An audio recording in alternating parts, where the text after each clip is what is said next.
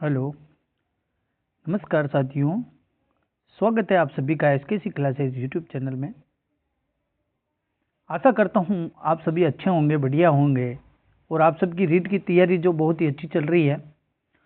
आज कोशिश करूंगा कि एक जो अभी किसी भी कोचिंग संस्थान द्वारा एक पेपर करवाया गया था, रीट L1 और L2 के लिए साइकोलॉजी का है। बहुत ही बेहतरीन पेपर है, क्वालिटी इसकी बहुत अच्छी है। उसको सॉल्व कराने की कोशिश कर रहा हूँ। बहुत ही अच्छा पेपर है, आप देखना इसको। बहुत सारे क्वेश्चंस इसी लेवल्स के क्वेश्चंस पूछे जाते हैं आपके एग्जाम्स के अंदर, ठीक है ना। और क्लास को शुरू करने से पहले एक बार क्लास को अपने सभी दोस्तों को शेयर कर दीजिए जो रीट की तैयारी कर रहे हैं। और बहुत ही अच्छी क्लास होने वाली है। और अपनी टेस्ट सीरीज जिन बच्चों ने ले रखी है उनका बहुत ही अच्छा रेस्पॉन्स आ रहा है। और जिन लोगों ने अभी तक टेस्ट सीरीज नहीं लिया है तो एक बार टेस्ट सीरीज जरूर ज्वाइन कीजिए। बहुत ही शानदार शानदार टेस्ट वहाँ पे आपके लिए करवाए जा रहे हैं। आपको नंबर बता देता हूँ, इस नंबर पे 9351794037 इस नंबर पे आप व्हाट्सअप मैसेज करके टेस्ट सीरीज बुक करवा सकते हैं, ठीक है। बहुत ही शानदार 30 टेस्ट मिलेंगे आपको और रीट एग्ज़ाम तक आपका परिपूर्ण तरीके से मतलब एग्जाम बेसिस क्वेश्चंस बनाए जाएंगे आपके। केवल साइकोलॉजी की टेस्ट सीरीज है ये। शुरुआत करते हैं आज के पहले क्वेश्चंस के साथ, ठीक है। और आप सब एक बार देखना कि आपके 30 में से कितने क्वेश्चन सही होते हैं। आप कमेंट्स करके जरूर बताइएगा लास्ट में, ठीक है ना, कि आपकी तैयारी कितनी अच्छी है। देखिए पहला क्वेश्चन देखिए आप कि बाल विकास की किस अवस्था में देशभक्ति की भावना का विकास होता है। बाल विकास की किस अवस्था में देशभक्ति की भावना, किसकी भावना, देशभक्ति की भावना का विकास होता है। शैशवावस्था, पूर्व बाल्यावस्था, बाल्यावस्था या फिर किशोरा अवस्था। तो किस अवस्था के अंदर देशभक्ति की भावना का विकास होता है, बताइए आप लोग, किस अवस्था के अंतर्गत होता है, जल्दी बताइए क्या आंसर होगा इस क्वेश्चन का। देशभक्ति की भावना किस अवस्था के अंदर इसका विकास हो जाता है। तो देशभक्ति की भावना का जो विकास है आपके किशोरा अवस्था तक परिपूर्ण तरीके से हो जाता है। बालकों की सामाजिक कार्यों में तथा वीर पूजा की भावना में विकास हो जाता है किशोरा अवस्था के अंतर्गत। कौन सी अवस्था में होता है, किशोरा अवस्था के अंतर्गत। ऑप्शन यहाँ डी सही हो जाएगा, ठीक है दोस्तों। दूसरा क्वेश्चन देखते हैं। दूसरा क्वेश्चन क्या कह रहा है, अधिगम को अधिक प्रभावशाली बनाने के लिए निम्न में से कौन सा कार्य करना चाहिए। अधिगम को अधिक प्रभावशाली बनाने के लिए देखिए ऑप्शन, बच्चे को सीखने के लिए तत्पर किया जाना चाहिए, क्रिया करके सिखाना चाहिए, कक्षा का वातावरण शांत रखना चाहिए या फिर उपरोक्त सभी, ठीक है। तो इन चारों में से कौन सा सही होगा अधिगम को अधिक प्रभावशाली बनाने के लिए। देखिए अधिगम को अधिक प्रभावशाली बनाने के लिए क्या है कि बच्चों की सीखने के लिए बच्चों को प्रेरित करना चाहिए एक तो, ठीक है। एक बच्चों को बार बार अभ्यास करवाया जाए और एक कक्षा का वातावरण भी शांत हो और विषय वस्तु को भी बार बार दोहराया जाए और क्रिया करके सिखाया जाए। ये सब जो होता है अधिगम को प्रभावशाली बनाते हैं। तो यहाँ देखिए सीखने के लिए तत्पर करना, क्रिया करके सिखाना, कक्षा का वातावरण शांत रखना। तो यहाँ राइट आंसर हो जाएगा आपके डी ऑप्शन। कौन सा होगा, डी ऑप्शन, ठीक है। उपरोक्त सभी आंसर हो जाएगा। नेक्स्ट क्वेश्चन बढ़ते हैं। एक 16 वर्षीय बच्चा है जिसकी बुद्धि लब्धि परीक्षा में 75 अंक प्राप्त करता है, तो उसकी मानसिक आयु कितने वर्ष होगी। अपने को क्या ज्ञात करना है, एमए क्या ज्ञात करना है, मेंटल एज ज्ञात करनी है इसकी, ठीक है। 16 वर्ष का बच्चा है, इसका मतलब इसका सूत्र क्या होता है बुद्धि लब्धि ज्ञात करने का। सूत्र क्या होता है, एमए बटा सीए गुणा 100 होती है, ठीक है ना। बुद्धि लब्धि ज्ञात करने का सूत्र है ये, ठीक है ना। तो अभी इस सूत्र के अकॉर्डिंग ही आप हल करना सीखिए इसको। देखिए क्या हो जाएगा, एम ए बटा सी ए। एम ए अपने को ज्ञात करनी है, सी ए अपने को दे रखी है और 75 अंक दे रखे हैं। 75 बराबर एम ए तो अपने को ज्ञात करनी है, ठीक है। और सी ए दे रखा है अपने को 16 इंटू 100, ठीक है, गुणा 100 हो गया। इन दोनों को अपन इधर जो लेके आ जाएंगे तो इधर क्या हो जाएगा, गुणा में आ जाएंगे 100 और भाग में आ जाएंगे 100 और गुणा में 16 आ जाएगा, ठीक है। तो यहाँ 25 से काट दीजिए 3 बार, 25 से 4 बार और 4 से 16 को 4 बार, यानी कि 4 तिया 12, यानी कि जो यहाँ आंसर आ जाएगा 12 वर्ष जो है उसकी मेंटल एज हो जाएगी, मानसिक आयु हो जाएगी। सूत्र आप सबको याद रखना है, बुद्धि लब्धि का जो सूत्र है मानसिक आयु बटे वास्तविक आयु गुणा 100। इस सूत्र को अच्छे से याद रखना, तो एक क्वेश्चन यहाँ से हर बार पूछा जाता है। नेक्स्ट क्वेश्चन की बात करें, व्यक्तिक विभिन्नता का अर्थ है। व्यक्तिक भिन्नता का अर्थ क्या है? देखिए, दो व्यक्तियों में शारीरिक भिन्नता होना, कोई दो व्यक्ति शारीरिक मानसिक योग्यता और संवेगात्मक दशा में समान और एक जैसे नहीं हो। फिर अगला है, कोई दो व्यक्ति शारीरिक और मानसिक योग्यता में समान और एक जैसे होते हैं।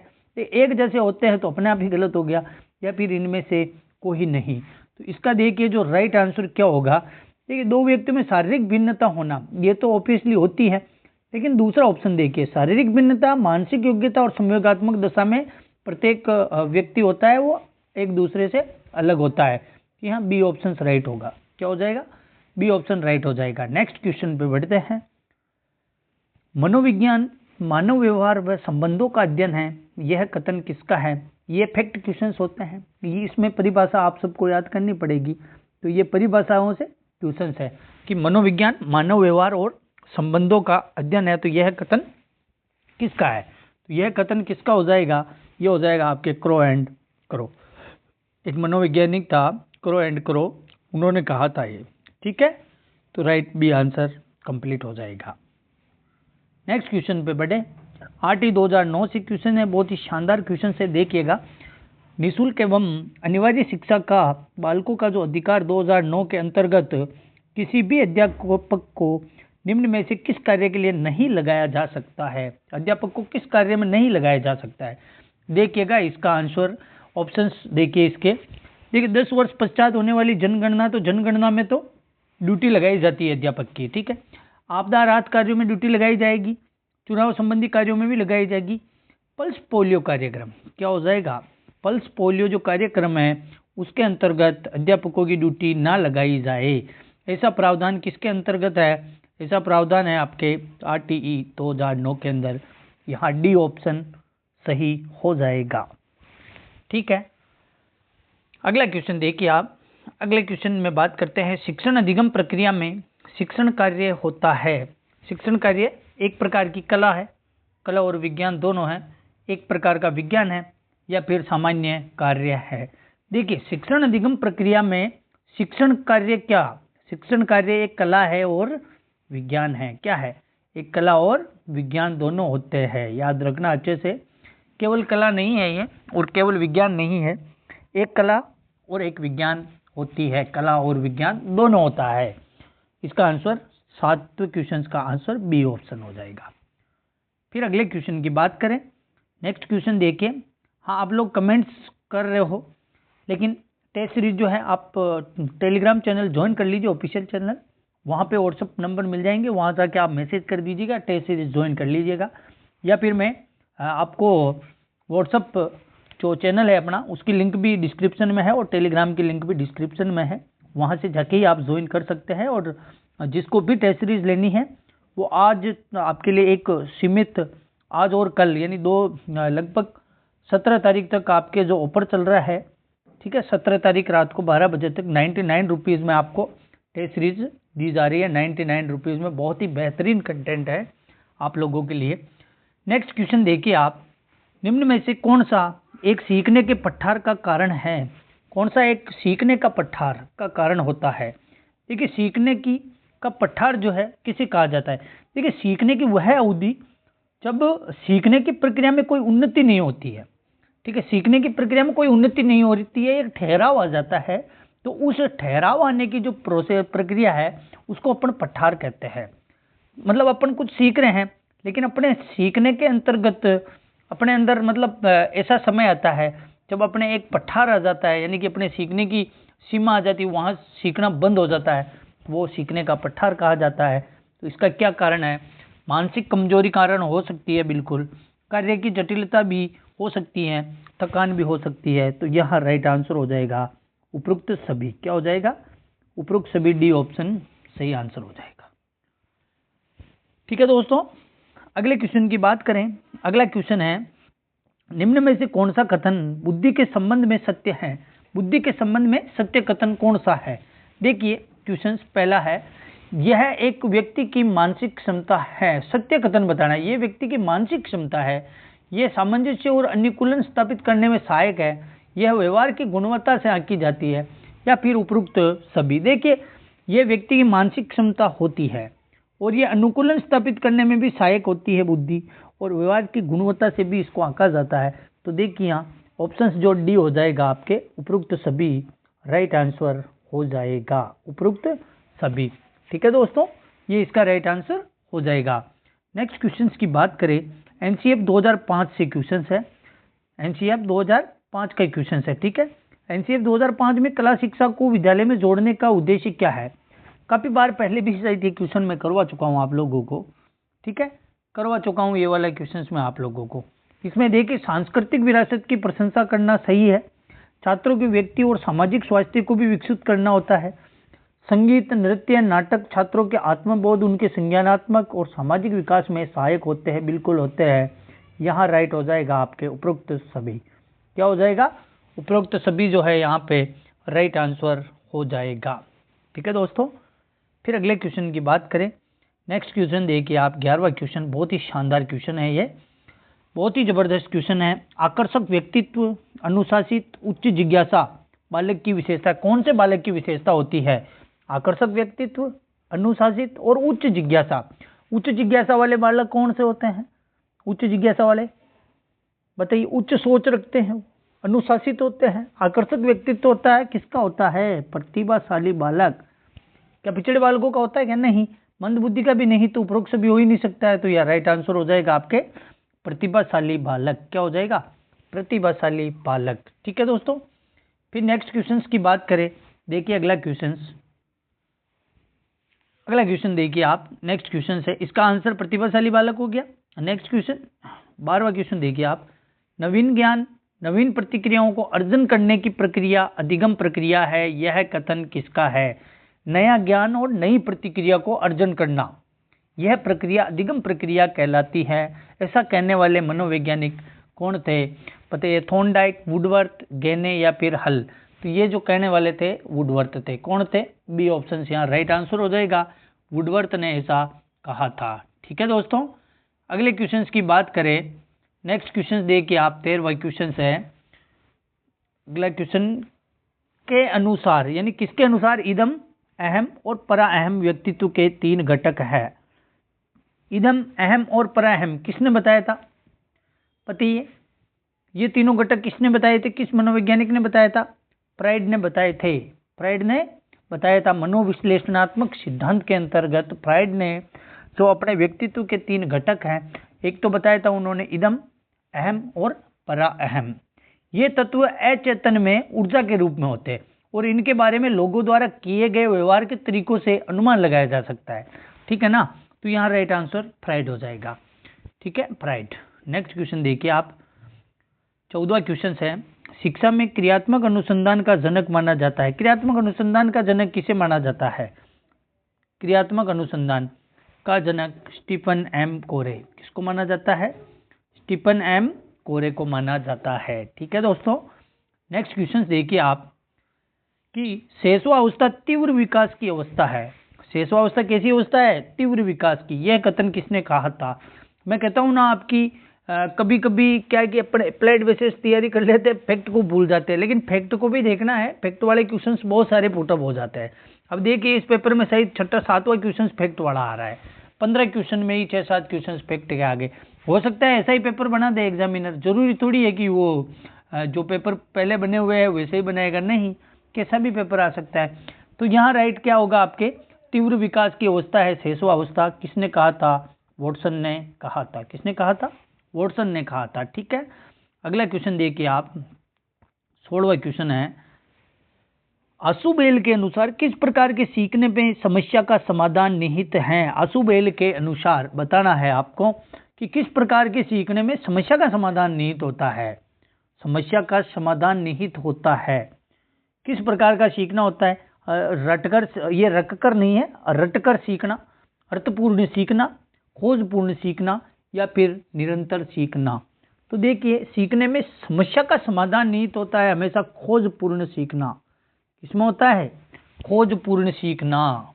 सी ऑप्शन राइट आंसर हो जाएगा, खोजपूर्ण द्वारा सीखना, खोज करना। ठीक है, चीजों को खोज के निकालना, अनुसंधान, आशुबेल ने अनुसंधान प्रवृत्ति पर बहुत ही बल दिया था, समस्या समाधान पर बल दिया था आशुबेल ने। ठीक है, यहाँ राइट सी ऑप्शन हो जाएगा। नेक्स्ट क्वेश्चन की बात करें, अनुकूलित अनुक्रिया सिद्धांत किसके अनुकूलन पर बल देता है? अनुकूलित अनुक्रिया सिद्धांत, अनुकूलित अनुक्रिया सिद्धांत किस पर बल देता है? ये किसका सिद्धांत है? अनुकूलित अनुक्रिया सिद्धांत व्यवहारवादियों का सिद्धांत है। किसका है? व्यवहारवादियों का। तो इसका मतलब ही ये है कि व्यवहार पर अनुकूलन पर बल देता है, व्यवहार के अनुकूलन पर बल देता है। किस पे देता है? व्यवहार के अनुकूलन पर बल देता है। और इसका जो सिद्धांत का जो प्रवर्तक था आईपी पावलोव थे। अनुकूलित अनुक्रिया सिद्धांत का कौन था? पावलोव था। ठीक है, याद रखना इस चीज को। ये पाचन क्रिया से संबंधित मनोवैज्ञानिक थे। नेक्स्ट क्वेश्चन की बात करें, अगला क्वेश्चन से आपके व्यक्तित्व स्थायी समायोजन है। व्यक्तित्व स्थायी समायोजन है क्या पर्यावरण के साथ, जीवन के साथ, प्रकृति के साथ, या फिर उपयुक्त सभी के साथ? इसके अंदर क्या उत्तर होगा? देखिए, समायोजन की जरूरत हर जगह पड़ती है, तो इसका मतलब सबके साथ समायोजन होना जरूरी है, वही बालक समायोजित बालक कहलाएगा। डी ऑप्शन यहाँ राइट आंसर हो जाएगा। ठीक है, डी ऑप्शन से यहाँ राइट आंसर हो जाएगा। नेक्स्ट क्वेश्चन की बात करें, अगला क्वेश्चन है, मूल प्रवृत्तियों को 14 प्रकार से किसने वर्गीकृत किया था? 14 प्रकार से किसने वर्गीकृत किया था? मूल प्रवृत्तियों को किसने किया था? बहुत ही इजी क्वेश्चन सही है। 14 प्रकार की मूल प्रवृत्तियां मैकडूगल ने बताई थी। किसने बताई थी? मैकडूगल ने। यहाँ आंसर क्या हो जाएगा? बी आंसर यहाँ सटीक रहेगा आप लोगों के लिए। नेक्स्ट क्वेश्चन की बात करें, देखिए जल्दी जल्दी, ज़्यादा आपका समय नहीं लेंगे, क्वेश्चंस करवाता हूँ। फिर बात करते हैं अगले क्वेश्चंस की। उपचारात्मक शिक्षण द्वारा क्या किया जाता है? किसका उपचार होता है? उपचारात्मक शिक्षण द्वारा अध्यापकों की कमियों का उपचार करते हैं, छात्रों के घायल होने पर उपचार करते हैं, छात्रों की कमजोरियों का निदान कर उसे दूर करने हेतु शिक्षण करते हैं, या कुछ नहीं कह सकते हैं। क्या आंसर होगा इसका? उपचारात्मक शिक्षण की बात हो रही है। किसकी हो रही है? उपचारात्मक शिक्षण की बात हो रही है। देखिए, उपचारात्मक शिक्षण में क्या, छात्रों की कमजोरियों का निदान किया है ना, उसे दूर करने का शिक्षण करवाते हैं। निदानात्मक कार्य के बाद में उपचारात्मक कार्य होता है, याद रखना। पहले निदानात्मक कार्य होता है, कौन सा होता है? पहले निदान कार्य होता है ना, उसके बाद में उपचार कार्य होता है। ठीक है, तो यहाँ क्या कह रहा है कि कमजोरियों का निदान कर उसे दूर करने तो शिक्षण करते हैं, तो किसमें करते हैं? उपचारात्मक शिक्षण के अंतर्गत। नेक्स्ट क्वेश्चन की बात करें, अगला क्वेश्चन देखिए, सभी क्वेश्चन बहुत अच्छे क्वेश्चन है, आप सब क्वेश्चनों को देखिएगा कि निम्न में से कौन सी विशेषता अच्छे शिक्षण की नहीं है? अच्छे शिक्षण की विशेषता कौन सी नहीं है पूछ रहा है, नहीं है। ठीक है, अच्छा शिक्षण क्रिया आधारित होता है क्या? अच्छा शिक्षण क्रिया आधारित होता है क्या? बिल्कुल होता है, सही बात है। अच्छा शिक्षण लोकतांत्रिक होता है? अच्छा शिक्षण लोकतांत्रिक बिल्कुल होता है। अच्छा शिक्षण मूल्य आधारित नहीं होता है? गलत हो गया, गलत हो गया, क्योंकि मूल्य आधारित होता है, ये नहीं लगा दिया तो ये एक ऑप्शन गलत हो गया। अच्छा शिक्षण सुव्यवस्थित निश्चित उद्देश्य युक्त होता है? बिल्कुल होता है। तो यहाँ राइट आंसर हो जाएगा सी ऑप्शन, क्योंकि शिक्षण की अच्छे शिक्षण की विशेषता नहीं है। सी ऑप्शन राइट हो जाएगा। मूल्य आधारित नहीं होता है, बल्कि ये मूल्य आधारित होता है। ठीक है, नेक्स्ट क्वेश्चन देखिए, अगला क्वेश्चन जीन पियाजे से क्वेश्चन है। अगला जीन पियाजे का क्वेश्चन देखिए आप लोग कि जीन पियाजे के अनुसार संज्ञानात्मक विकास की अंतिम अवस्था कौन सी है? अंतिम अवस्था की बात कर रहा है। ठीक है, जीन पियाजे ने संज्ञानात्मक अवस्था की 4 अवस्थाएं बताई थी, उसमें चौथी अवस्था कौन सी थी? ठीक है, संवेदी पेशी अवस्था पहली थी, अमूर्त संक्रियात्मक अवस्था, उत्तर संक्रियात्मक अवस्था और मूर्त संक्रियात्मक अवस्था। तो इस अंतिम विकास की अंतिम अवस्था की बात हो रही, तो अमूर्त संक्रियात्मक अवस्था क्या हो जाएगा? अमूर्त संक्रियात्मक अवस्था। बी ऑप्शन राइट हो जाएगा। ठीक है, बी ऑप्शन यहाँ राइट हो जाएगा। नेक्स्ट क्वेश्चन की बात करें, 23 नंबर क्वेश्चन देखिए आप, किसी विशेष कार्यक्रम या प्रशिक्षण के प्रभावों का मापन करने के लिए किस प्रकार के परीक्षणों को परिकल्पित किया जाता है? विशेष कार्यक्रम और प्रशिक्षण के प्रभावों का मापन करने के लिए किन परीक्षणों को परिकल्पित किया जाएगा? व्यक्तित्व परीक्षण, या फिर बुद्धि परीक्षण, या फिर उपलब्धि परीक्षण, या फिर रचनात्मकता परीक्षण। देखिए यहाँ है ना, विशेष कार्यक्रम और प्रशिक्षण के प्रभावों का मापन कर रहे हैं। ठीक है, अचीवमेंट की बात हो रही है, या उपलब्धि परीक्षण की बात हो जाएगी। किसकी हो जाएगी? उपलब्धि परीक्षण। सी ऑप्शन यहाँ राइट आंसर रहेगा। नेक्स्ट क्वेश्चन देखिए, अच्छे मूल्यांकन की विशेषता है। अच्छे मूल्यांकन की वैधता, विश्वसनीयता, वस्तुनिष्ठता, व्यापकता, बिल्कुल बिल्कुल चारों, ये चारों तो होती है। नेक्स्ट क्वेश्चन देखिए, पुनः मूल्यांकन जरूरी नहीं है। विभेदीकरण, जीवन उपयोगी, लाभपरक, सिद्धांत परक, रोचक, भावपूर्ण, सूचितापूर्ण। तो देखिए यहाँ ऑप्शंस के अकॉर्डिंग एक तो अच्छे मूल्यांकन की विशेषता वैधता होती है, विश्वसनीयता होती है, वस्तुनिष्ठता होती है और व्यापकता होती है। ये सारों ही जो है अच्छे मूल्यांकन की विशेषताएं होती हैं। A option right. कौन सा हो जाएगा? ए ऑप्शन राइट हो जाएगा। अगला क्वेश्चन देखिए आप, अगले क्वेश्चन में अभिप्रेरणा वर्णित होती है। क्या होती है? अभिप्रेरणा वर्णित होती है। ज्ञानात्मक जागृति द्वारा, भावात्मक जागृति द्वारा, ए और बी, या फिर इनमें से कोई नहीं। देखिए अभिप्रेरणा जो वर्णित होती है वो हमेशा भावात्मक जागृति से होती है। ध्यान रख लेना, अभिप्रेरणा भावात्मक जागृति द्वारा होती है। ठीक है, जो हमें किसी कार्य को करने के लिए प्रेरित करती है, अभिप्रेरणा जो हमें किसी कार्य को करने के लिए प्रेरित करती है वो भावात्मक जागृति द्वारा होती है। ठीक है दोस्तों, नेक्स्ट क्वेश्चन की बात करें। मध्यावधि परीक्षा एक उदाहरण है। मध्यावधि परीक्षा की बात हो रही है, जैसे आपके अर्धवार्षिक परीक्षा होती है। क्या वो रचनात्मक मूल्यांकन है, मानदंड संदर्भित मूल्यांकन, योगात्मक मूल्यांकन, या फिर नैदानिक मूल्यांकन? यह है उदाहरण किसका है भाई? माध्यमिक मध्यावधि जो परीक्षा है, बताइए 26वीं का आंसर। मध्यावधि परीक्षा हमेशा उसमें अंक प्रदान किए जाते हैं ना, अंक प्रदान किए जाते हैं, इसका मतलब वो योगात्मक मूल्यांकन है। क्या है? योगात्मक मूल्यांकन। सी ऑप्शन यहाँ राइट हो जाएगा, सी। ठीक है, योगात्मक मूल्यांकन का। नेक्स्ट क्वेश्चन पे बढ़ते हैं। अगला क्वेश्चन क्या कह रहा है? क्रिएटिविटी की बात हो रही है। सृजनशीलता की पहचान हेतु किसने सृजनात्मक चिंतन परीक्षण का निर्माण किया था? सृजनात्मक चिंतन परीक्षण का निर्माण किसने किया था, ये पूछ रहा है। किसने किया था? टॉरेंस ने। किसने किया था? टॉरेंस ने। सृजनात्मक चिंतन परीक्षण का निर्माण टॉरेंस ने किया था। ठीक है दोस्तों, right option B number option right. Next question पे देखते हैं। एनईपी 2020 से है।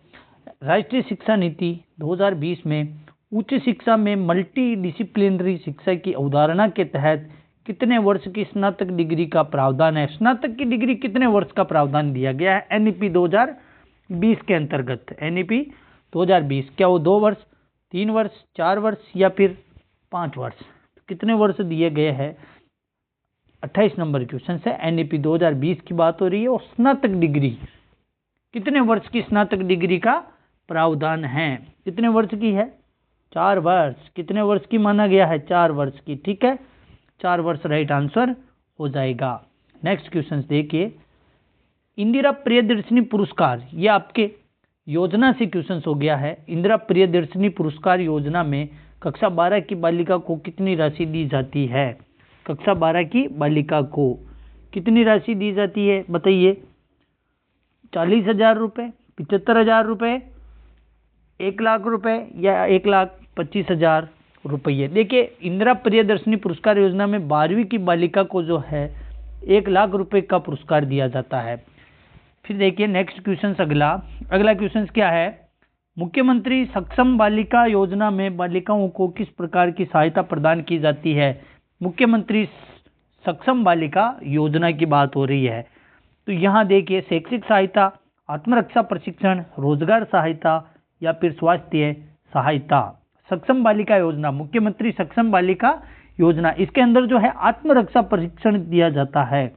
आत्मरक्षा प्रशिक्षण दिया जाता है। बी ऑप्शन यहाँ राइट आंसर हो जाएगा। क्या हो जाएगा दोस्तों? बी ऑप्शन राइट आंसर हो जाएगा। ठीक है ना दोस्तों? तो आज के 30 क्वेश्चन थे।